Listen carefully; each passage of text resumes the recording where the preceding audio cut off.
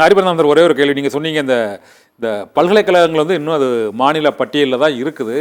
இது பல்கலைக்கழகங்களை உருவாக்கும் அதிகாரம் வந்து இந்த மாநில அரசுக்கு தான் இருக்கும்போது, இந்த பல்கலைக்கழக மானிய குழு யுஜிசி என்பது வந்து இது திடீர்னு இந்த சட்டத்தில் மாநில அரசுக்கு துணைவேந்தர் நியமிப்பதில் எந்த அதிகாரமும் இல்லை என்று அந்த தேடுதல் குழுவில் நீங்கள் சொன்ன மாதிரி இந்த ஆளுநரின் பிரதிநிதி, பல்கலைக்கழக மானிய குழுவின் பிரதிநிதி, சிண்டிகேட் பிரதிநிதி, இவர்கள் தவிர மாநில அரசின் பிரதிநிதி தேவையில்லை என்று இந்த தேடுதல் குழு, அந்த சர்ச் கமிட்டியில் வந்து இது நீக்குவதற்கு வேற ஏதாவது இதில் பொலிட்டிக்கலாக தலையீடு இருக்குன்னு நினைக்கிறீங்களா? இல்லை இது வழக்கமான நீங்கள் சொன்னீங்களே அந்த 1956 இருந்து அது 2000, 2010, 2018 அந்த திருத்தங்கள் கொண்டு வந்தாங்க, எதிர்ப்பு கொண்டு ஆரம்பித்த உடனே மீண்டும் வந்து மாநிலங்களுக்கு அந்த அதிகாரத்தை கொடுத்தாங்கன்னு சொல்கிறாங்க. இப்போ வந்து பெரும்பாலான மாநிலங்கள் நீங்கள் சொன்ன மாதிரியே பெரும்பாலான பாரதிய ஜனதா கட்சி ஆளாத மாநிலங்கள், இந்த மாதிரி ஆளுநர் அரசியல் நடைபெறக்கூடிய மாநிலங்கள்னால இந்த ஆளுநருக்கு இந்த முழுமையான அதிகாரம் கொடுப்பதால் சிக்கல்கள் ஏற்படும் என்ற ஒரு ஐயம் ஏற்பட்டிருக்கிறதா, அல்லது இந்த ஆளுநருக்கு மட்டுமே இந்த அதிகாரம் என்பது வந்து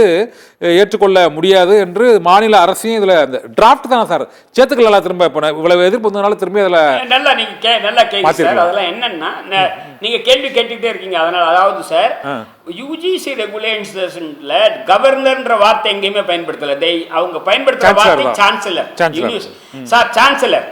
அதனால இங்க இருக்கக்கூடிய சென்னை பல்கலைக்கழகம், மதுரை பல்கலைக்கழகம், பெரியார் பல்கலைக்கழகம், பாரதியார் பல்கலைக்கழகம், திருவள்ளுவர், பல பல்கலைக்கழகங்கள்லயும் அங்க இருக்கக்கூடிய வேந்தர் சான்சலரை வந்து கவர்னராக நியமிச்சது நம்ம தமிழக அரசு. யாரு? ஒன்னு எம்ஜிஆர் அல்லது கருணாநிதி அவர்கள் அல்லது ஜெயலலிதா அவர்கள் அல்லது இவங்கதான் நம்ம போட்ட அதே மாதிரி ஆமா கொடுத்துடுறாங்க சான்சலர். இப்ப அதை நீக்கிறதுக்கு இப்ப ஸ்டாலின் அவர்கள் வந்து சட்டம் போட்டிருக்காரு. அதுல வந்து மாநில பட்டியல்ல இருந்தாலும் கவர்னர் கையெழுத்து போடாம வச்சுட்டு இருக்காரு. அதனால யூஜிசி ரெகுலேஷன் கவர்னர் வார்த்தை இல்ல, சான்சலர் என்ற வார்த்தை தான் இருக்கு. இப்ப சான்சலர் என்பது வந்து நாளைக்கு முதல்வராகவோ அல்லது கல்வி அமைச்சராகவோ வந்துட்டா இந்த பிரச்சனையில ஒரு அளவு பெரிய அளவு தீர்வு ஓரளவு காணும். அப்ப கூட சார் இதுல என்னன்னா யூஜிசி இப்படி இப்ப தலையிடுது பாருங்க. இப்ப ஆசிரியர்களுக்கு தலையிடுற மாதிரியே வைஸ் சான்சலருக்கு 2010 இருந்து தலையிட்டது. 10 தலையிட்டதுல 13 வந்து மீண்டும் அதை நீக்கிடுது. அதாவது முழுக்க மாநிலத்தினுடைய கிட்டவே விட்டுடுது.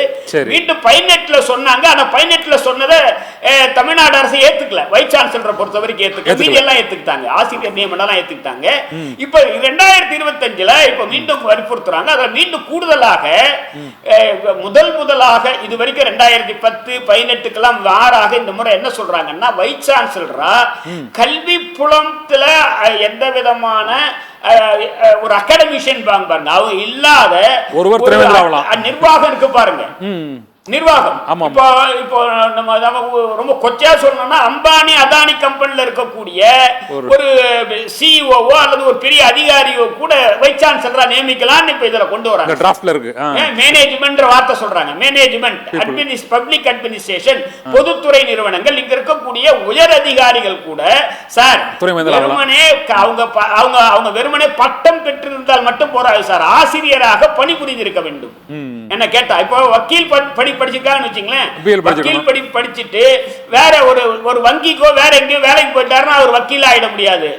அவர் வந்து வக்கீல் தொழில் செஞ்சாதான் அந்த வக்கீல் இந்த சட்டத்தை பற்றிய நுணுக்கங்களை அறிஞ்சிக்க முடியும். வங்கின்னா வங்கிக்காக சொல்ல, வங்கியோ அல்லது இது போன்ற வேறு ஏதோ தொழிலோ நீதித்துறைக்கு நேரடியாக எல்லாம் போயிட்டா போராது. அதனாலதான் நீதிபதியா வரணும்னா பிராக்டிஸ் இன்சிஸ்ட் பண்றாங்க. நீ வெறும் வக்கீலா இருந்தா போராது, பிராக்டிஸ் இருக்கான்னு இன்சிஸ்ட் பண்றாங்க. ஆனா துணைவேந்தர் தேவையில்லைன்னு இப்ப சொல்றாங்க சார். இந்த டிராஃப்ட் ரோல்ல வந்து இப்ப துணைவேந்தர் தேவையில்லைன்னு சொல்றாங்க.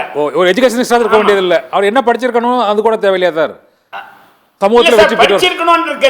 படிச்சுட்டு அவர் போய் ஏதாவது ஐடி கம்பெனில சிஓ இருந்தாருன்னா அவர் இருக்கலாம். இன்னைக்கு நான் சொல்ற மிகப்பெரிய எந்த கம்பெனிகளா இருந்தாலும் நான் அம்பானி அதானி என்பது ஒரு குறியீடாக சொல்கிறேன். இதுக்கு முன்னாடி டாடா பிர்லா இருப்போம், இப்போ இதெல்லாம் குறியீடாக அம்பானி அதானி என்கிறோம். இல்ல சிவன் அடான்னு வச்சுக்க, வேற எதனா கூட வச்சுக்கலாம். சரி, இந்த மாதிரி பெரிய பெரிய இண்டஸ்ட்ரியில் இருக்கிறதா, இண்டஸ்ட்ரின்ற வார்த்தை உபயோகப்படுத்துறாங்க. இண்டஸ்ட்ரியில்